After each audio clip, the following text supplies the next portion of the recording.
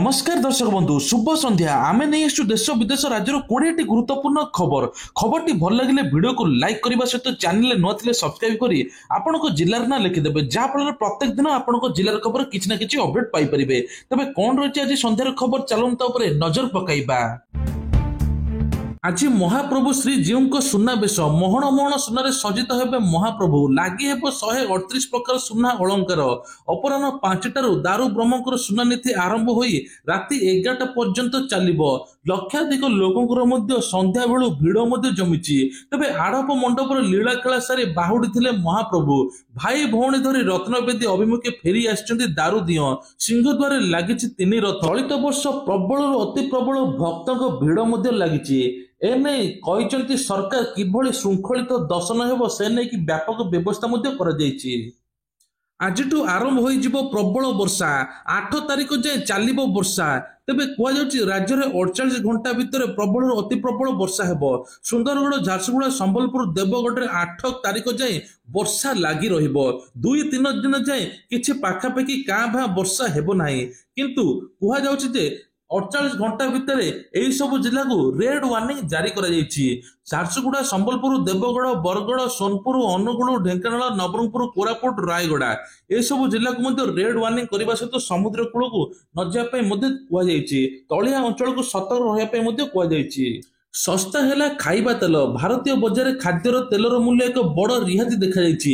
सरकार 2025 मसीह नुआ एवं उन्नत गुणमुक्ता विशिष्ट सोरिष तेल बिक्री करने को निष्पत्ति नैछंती जहाँपर बजार सोरिष तेल एवं तैल बीजर मूल्य ह्रास देखा जायछि। एही निष्पत्ति साधारण परिवार पे एक बड़ आश्वासन आनिछि कारण खाद्यर तेलर मूल्य ह्रास सेमानक मासिक बजेट को मध्य सहज करिवो।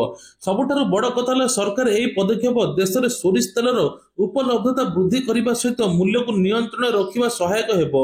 एही द्वारा ग्राहक माने सस्तारे उच्च गुणवत्ता विशिष्ट सोरिष तेल पाई परिबे।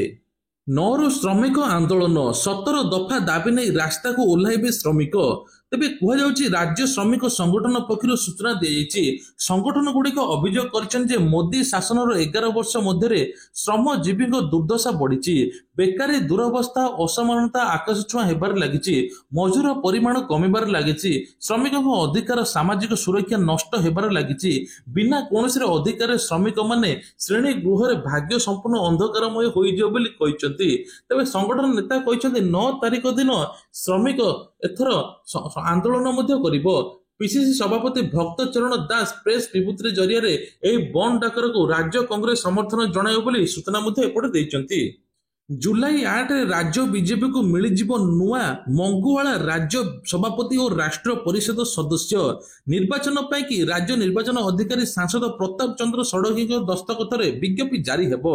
जुलाई 6 रे अंतरीण मतदाता सूची 7 रे नामांकन पत्र दाखल एवं 8 रे चूड़ांत फल प्रकाश पाइबो। बीजेपी सभापति निर्वाचन प्राय 6 मास विलंबित होईछि। दलर नेतृत्व किए हेबो ताहाकु नै कि विभिन्न प्रकार उत्कंठा जारी रहिछि। आसंता 8 तारिख रे दूर होईजिबो राष्ट्रीय निर्वाचन अधिकारी डॉक्टर लक्ष्मण निर्देश अनुजाई एवं अनिर्वाज्य कारणवशतः स्थगित थिला। राज्य सभापति राष्ट्रीय परिषद सदस्य निर्वाचन प्रक्रिया सहित सारणी विज्ञप्ति प्रकाश पाइछि। एही प्रक्रिया द्वारा 6 तारिख आज आरंभ होई 8 तारिख रे शेष हेबो। तापर जना पड़िजिवो जे किए राष्ट्रीय अध्यक्ष हेबे।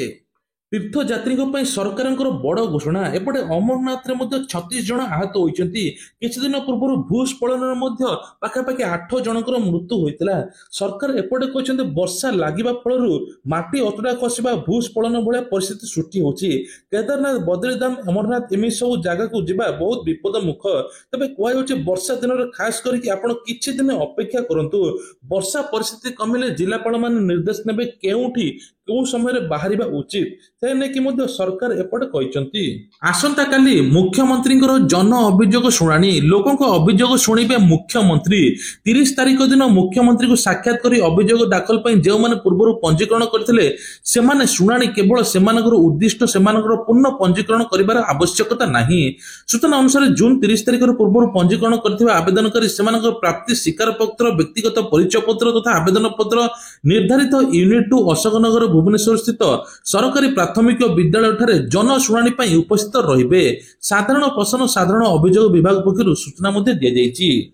ହିମାଞ୍ଚଳରେ ପ୍ରକୃତି ରଚିଲା ମୃତ୍ୟୁର ତାଣ୍ଡବ, 60 ମୃତ୍ୟୁ, ଅନେକ ନିଖୋଜ। ବାଦଲ ଫଟା ବର୍ଷା, ଅଚାନକ ବନ୍ୟା ଏବଂ ଭୂସ୍ଖଳନ ଯୋଗୁଁ ହିମାଞ୍ଚଳରେ ପାଖାପାଖି 60ରୁ ଅଧିକ ମୃତ୍ୟୁ ହୋଇଛି। ତେବେ କୁହାଯାଉଛି ଯେ 37 ଜଣ ଏପର୍ଯ୍ୟନ୍ତ ନିଖୋଜ ମଧ୍ୟ ଅଛନ୍ତି, 110 ଜଣ ଆହତ ମଧ୍ୟ ହୋଇଛନ୍ତି। ଏହି ମୌସୁମୀ ବିପର୍ଯ୍ୟୟ ପାଇଁ ରାଜ୍ୟରେ 700 କୋଟି ଟଙ୍କାର କ୍ଷୟକ୍ଷତି ହୋଇଛି। ମୁଖ୍ୟମନ୍ତ୍ରୀ ସୁଖବିନ୍ଦର ସିଂ କହିଛନ୍ତି ଯେ ଏବେ ଅନ୍ୟପକ୍ଷେ ଜୁଲାଇ 7 ତାରିଖରେ ମଧ୍ୟ ରାଜ୍ୟରେ ସମସ୍ତ ଜିଲ୍ଲାରେ ପ୍ରବଳରୁ ଅତି ପ୍ରବଳ ବର୍ଷା ହେବ ବୋଲି ମଧ୍ୟ ଆକଳନ କରିଛି ଏପଟେ ପାଣିପାଗ ବିଭାଗ। ମୁଖ୍ୟମନ୍ତ୍ରୀ କହିଛନ୍ତି ମୌସୁମୀଟି ଆରମ୍ଭ ହେବା ପରଠାରୁ 14ଟି ବାଦଲ ଫଟା ବର୍ଷା ରେକର୍ଡ ହୋଇଛି। ଏଥିଯୋଗୁଁ 500ରୁ ଅଧିକ ରାସ୍ତାର ବ୍ୟାପକ କ୍ଷୟକ୍ଷତି ମଧ୍ୟ ହୋଇଛି। ବହୁତ ପରିବାର ମଧ୍ୟ ନିଜର କ୍ଷୟକ୍ଷତି ସହିବା ସହିତ ନିଜର ପରିବାରକୁ ମଧ୍ୟ ହରାଇଛନ୍ତି। 1.5 କୋଟି ଟଙ୍କା ଦେଇ ଗାଁ କିଣି ନେଲେ, ବ୍ୟବସ୍ଥାର ବିଚିତ୍ର ନୀତି। 1.5 କୋଟି ଟଙ୍କାରେ ବିକ୍ରି ହୋଇଗଲା ଗଜପତି ଜିଲ୍ଲା ଗୋସାଣୀ ବ୍ଲକର ଡାକ୍ତର ବାଞ୍ଜେରୀ ଗାଁରେ ପ୍ରାୟ 47 ଏକର ଜମି ବିକ୍ରି ହୋଇଛି। ଆଶ୍ଚର୍ଯ୍ୟ ଲାଗୁଥିଲେ ମଧ୍ୟ ସତ୍ୟ, ସରକାରୀ ଖର୍ଚ୍ଚରେ ରାସ୍ତାଘାଟ, ବିଦ୍ୟାଳୟ, ପାନୀୟ ଜଳ ସବୁ ବ୍ୟବସ୍ଥା ରହିଥିବା ଏହି ଗାଁ ଏବେ ବିକ୍ରି ହୋଇଯାଇଛି। ପ୍ରାୟ 1.5 କୋଟି ଟଙ୍କା ଦେଇ ବ୍ରହ୍ମପୁରର ଜଣେ ମହିଳା ଏହି ଗାଁକୁ କିଣି ନେଇଛନ୍ତି। ଜିଲ୍ଲା ନିବନ୍ଧନ କାର୍ଯ୍ୟାଳୟରେ ବିକ୍ରି ପ୍ରକ୍ରିୟା ସମ୍ପନ୍ନ ହୋଇଛି। ଏହା ସହିତ ଏହି ଗାଁ ବର୍ଷ ବର୍ଷ ଧରି ରହୁଥିବା 100ରୁ ଉର୍ଦ୍ଧ୍ୱ ଆଦିବାସୀ ପରିବାର ଭାଗ୍ୟ କଣ ହେବ ତାହାକୁ ନେଇକି ପ୍ରଶ୍ନ ଉଠିଛି। ବିଦ୍ୟାଳୟ, କୋଠା, ଅଙ୍ଗନବାଡି କେନ୍ଦ୍ର, ଆବାସ ଭଳି ବିଭିନ୍ନ ସରକାରୀ ଯୋଜନା ରହିଥିବା ସତ୍ତ୍ୱେ ଏହି ସମସ୍ତ ଅଞ୍ଚଳକୁ କେବଳ ଜମି ଦର୍ଶାଯାଇ ଯୋଜନାବଦ୍ଧ ଭାବେ ବିକ୍ରି କରାଯାଇଛି ଅଭିଯୋଗ ହୋଇଛି। ସମ୍ପୂର୍ଣ୍ଣ ଗାଁକୁ ସରକାରୀ ଭାବେ ଜମିର ମାଲିକ ଏମ୍ ଚନ୍ଦ୍ରଶେଖର ରାଓ ବିକ୍ରି କରିଛନ୍ତି। ଗାଁ ସମେତ ଆଖପାଖ 42 ଏକର ଚାଷ ଜମିକୁ ଏବଂ 1,44,00,000 ଟଙ୍କାରେ ବିକ୍ରି କରିଛନ୍ତି। ସାଇବର ଠକେଇଠୁ ସାବଧାନ ରୁହନ୍ତୁ। ନୂତନ ପଦ୍ଧତିରେ ଆପଣାଉଛନ୍ତି ସାଇବର ଠକେଇ, ଠକୁଛନ୍ତି ମଧ୍ୟ ହଜାର ହଜାର ଲୋକଙ୍କ ଠାରୁ। ତେବେ ରାଞ୍ଚିରେ 7 ଜଣ ସାଇବର ଅପରାଧୀ ମଧ୍ୟ ଗିରଫ ହୋଇଛି। ସମସ୍ତ ଅଭିଯୁକ୍ତ ଚୀନ ସାଇବର ଠକେଇର ନେଟୱାର୍କ ସହିତ ଜଡିତ ଥିଲେ। ବର୍ତ୍ତମାନ ସାଇବର ଠକେଇ ଜଟିଳ ସମସ୍ୟା ଭାବେ ଉଭା ହୋଇଛି। ଏନେଇ ଝାରଖଣ୍ଡ ଅପରାଧ ଅନୁସନ୍ଧାନ ବିଭାଗ ନିରନ୍ତର କାର୍ଯ୍ୟାନୁଷ୍ଠାନ ଗ୍ରହଣ କରୁଛି। ତେବେ କୁହାଯାଉଛି ସମସ୍ତ ଷ୍ଟେଟ ବା ସମସ୍ତ ରାଜ୍ୟମାନଙ୍କୁ ଜଣାଇ ଦିଆଯାଉଛି ଯେ ସାଇବର ଲୁଟେରାଠୁ ଏଥର ସତର୍କ ରହିବା ଦରକାର। ଯେତେ ଲୋକଙ୍କୁ ବୁଝାଇଲେ ବୁଝୁନାହାନ୍ତି। ଏଥର ପ୍ରତିଟି ସାଇବର ଠକର ହ୍ୱାଟ୍ସଆପ ଆକାଉଣ୍ଟ, ଇନଷ୍ଟା ଆକାଉଣ୍ଟ, ତାଙ୍କର ନମ୍ବର ମଧ୍ୟ ବ୍ଲକ କରାଯିବ। ତେବେ କୁହାଯାଉଛି ଯେ ଏଥର ଝାରଖଣ୍ଡରେ ମଧ୍ୟ 12ଟି ମୋବାଇଲ, 11ଟି ସିମ୍, 14ଟି ଏଟିଏମ୍ କାର୍ଡ, ଗୋଟିଏ ଲ୍ୟାପଟପ ଏବଂ ଗୋଟିଏ ଚେକବୁକ୍, 60ରୁ ଅଧିକ ହ୍ୱାଟ୍ସଆପ, ଟେଲିଗ୍ରାମ ଚାଟର ବିବରଣୀ ସବୁ ଜବତ ହୋଇଛି। ଖୋଲିଲା ହୀରାକୁଦ ଡ୍ୟାମ ଗେଟ୍। ପୂଜାର୍ଚ୍ଚନା ପରେ ପ୍ରଥମେ 7 ନମ୍ବର ଗେଟ୍ ଖୋଲିଲା। ହୀରାକୁଦରୁ ଛଡାଗଲା ଚଳିତ ବର୍ଷର ପ୍ରଥମ ବନ୍ୟା ଜଳ। ପର୍ଯ୍ୟାୟକ୍ରମେ 12ଟି ଗେଟ୍ ମଧ୍ୟ ଖୋଲାଯିବ। ବାମ ପାର୍ଶ୍ୱ ସିଲଭିଆ ପଟରୁ ପ୍ରଥମେ 7 ନମ୍ବର ସୁଇସ୍ ଗେଟ୍ ଖୋଲାଯାଇଛି। ତାପରେ ଖୋଲିବ ଅନ୍ୟ ଗେଟ୍। ବନ୍ୟା ଜଳ ନିଷ୍କାସନ ପାଇଁ 12ରୁ ଅଧିକ ଗେଟ୍ ଖୋଲିବ ନେଇ ସୂଚନା ମିଳିଛି। ପାଣି ଛାଡିବା ପୂର୍ବରୁ ମହାନଦୀ ତଳ ମୁଣ୍ଡରେ ଲୋକଙ୍କୁ ସତର୍କ କରାଯାଇଛି। ଆଜି ସକାଳୁ ସତର୍କ କରାଇ ସାଇରନ ବାଜିବା ଆରମ୍ଭ ମଧ୍ୟ ହୋଇଥିଲା। 2 ଦିନ ପୂର୍ବରୁ ଡାକବାଜି ଯନ୍ତ୍ର ଯୋଗେ ହୀରାକୁଦ ଜଳଭଣ୍ଡାରରୁ ପାଣି ଛାଡିବା ନେଇ ପ୍ରଚାର କରାଯାଇଥିଲା। ବୁର୍ଲା, ହୀରାକୁଦ, ସମ୍ବଲପୁର ସମେତ ମହାନଦୀର ତଳ ମୁଣ୍ଡରେ ଲୋକଙ୍କୁ ମଧ୍ୟ ସଚେତନତା କରାଯାଇଥିଲା। ସରକାର ଜୁଲାଇ 5 ତାରିଖ ବା ଗତକାଲି HDFC, ICICI bank, Axis bank ଉପରେ କଟକଣା ହଟାଇଛନ୍ତି।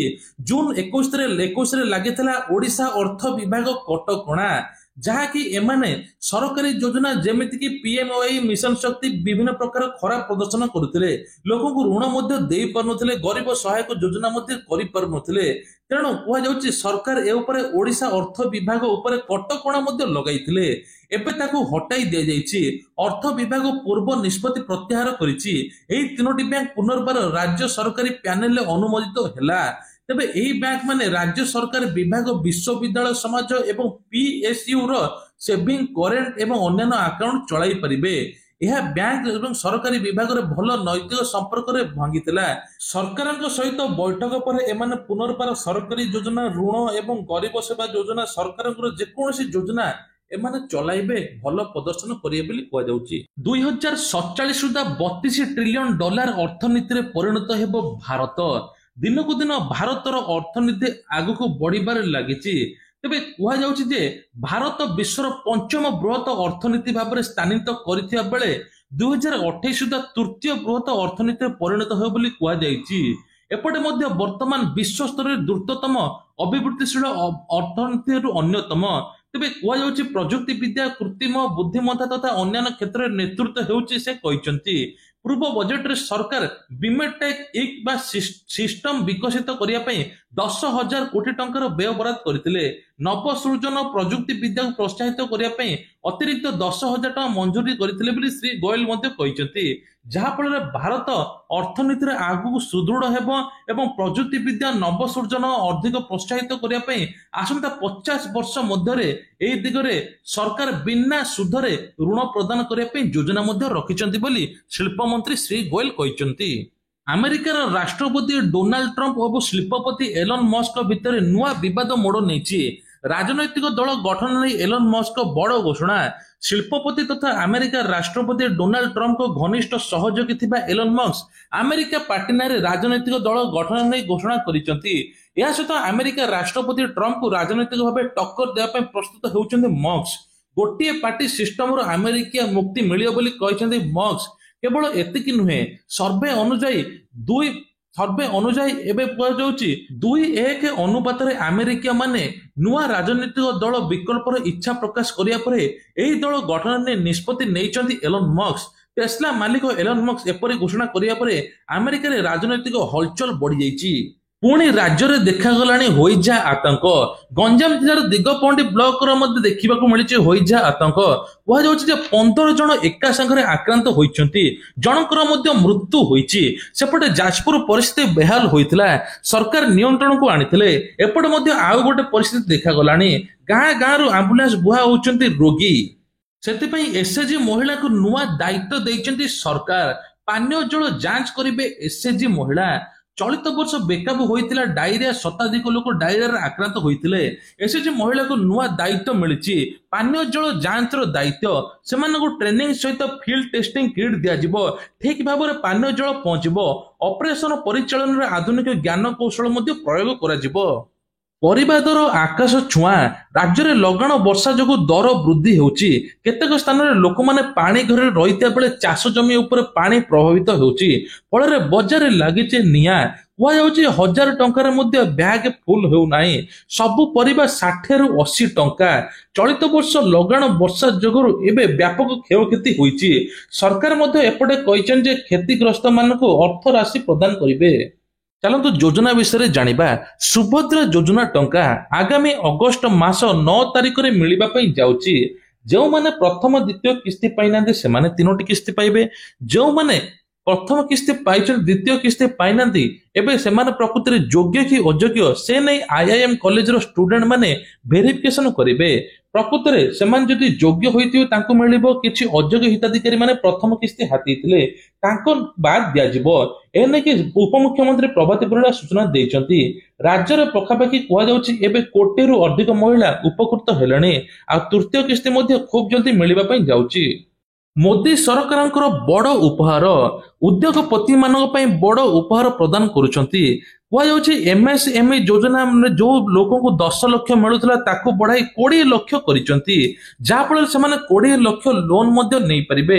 ଏପଟେ ମୋଦି ସରକାର କହିଛନ୍ତି ଯେ ପ୍ରଯୁକ୍ତି ବିଦ୍ୟା କ୍ଷେତ୍ରରେ ଏବଂ ବେକାରୀ ଯୁବକଙ୍କ ପାଇଁ ନୂତନ ଚାକିରି ପଦ୍ଧତି ଆଣିବେ। ରାଜ୍ୟରେ ଏବେ 2 କୋଟି ନିଯୁକ୍ତି ସୃଷ୍ଟି ହେବ ବୋଲି କୁହାଯାଉଛି। ପିଏମ କିଷାନ ଟଙ୍କାକୁ ନେଇ ବଡ ଅପଡେଟ। ଜୁନ 20 ତାରିଖରେ ମିଳିବା ପାଇଁ ଥିଲା ପିଏମ କିଷାନ ଟଙ୍କା, କିନ୍ତୁ ଏପର୍ଯ୍ୟନ୍ତ ଚାଷୀଙ୍କ ଆକାଉଣ୍ଟକୁ ଟଙ୍କାଟେ ମଧ୍ୟ ଯାଇନାହିଁ। ଏପଟେ ସରକାର କହିଛନ୍ତି ଜୁଲାଇ 9 ତାରିଖରେ ପିଏମ କିଷାନ ଟଙ୍କା ଖାତାକୁ ଆସିବ। ଯେଉଁମାନେ 19ତମ କିସ୍ତି ପାଇନାହାନ୍ତି ସେମାନେ 19-20ତମ କିସ୍ତି ପାଇବେ। ତା ପୂର୍ବରୁ ଆପଣମାନଙ୍କୁ ଗୋଟିଏ କାମ କରିବା ପାଇଁ ପଡିବ, ଆପଣଙ୍କର ଇକେୱାଇସି ଷ୍ଟାଟସ ଚେକ୍ କରିବା ପାଇଁ ପଡିବ। ଯଦି ହେଇନଥିବ ପୁନର୍ବାର ଆପଣମାନେ ଇକେୱାଇସି କରିବେ, ଜନସେବା କେନ୍ଦ୍ର ଯାଇ ଆପଣମାନେ କରିପାରିବେ। ତା ସହିତ ଭତ୍ତା ଟଙ୍କାକୁ ନେଇ ବଡ ଅପଡେଟ। 60 ବର୍ଷର ଉର୍ଦ୍ଧ୍ୱ ହିତାଧିକାରୀଙ୍କୁ ଭତ୍ତା ଟଙ୍କା ବଢିବ, 400 ଟଙ୍କା ବଢିବ ବୋଲି ସେପଟେ କେନ୍ଦ୍ର ସୂଚନା ମିଳିଛି। ଏପଟେ ମଧ୍ୟ 80 ବର୍ଷର ଉର୍ଦ୍ଧ୍ୱ ହିତାଧିକାରୀଙ୍କୁ 3,500 ଟଙ୍କା ଦଉଛନ୍ତି ସରକାର। ତେବେ ଯୋଉମାନେ ପାଇନାହାନ୍ତି ତୁରନ୍ତ କମେଣ୍ଟ କରିନିଅନ୍ତୁ।